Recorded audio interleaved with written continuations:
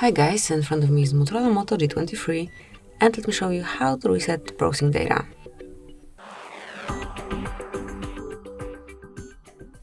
So at first you need to open the browser that you are using, then tap on more icon and not account but more icon here and select history. Now tap on clear browsing data and here you will notice basic and advanced features. So under basic you've got browsing history, cookies and site data, and also cache images and files. And then under advanced you've got 3 more, and these are saved passwords, out of inform data, and site settings. So smoothly mark everything you want to remove, then pick the time range and click on clear data. Click on clear to confirm, and that's it, that will be all. Thank you for watching. Please subscribe our channel and leave the thumbs up.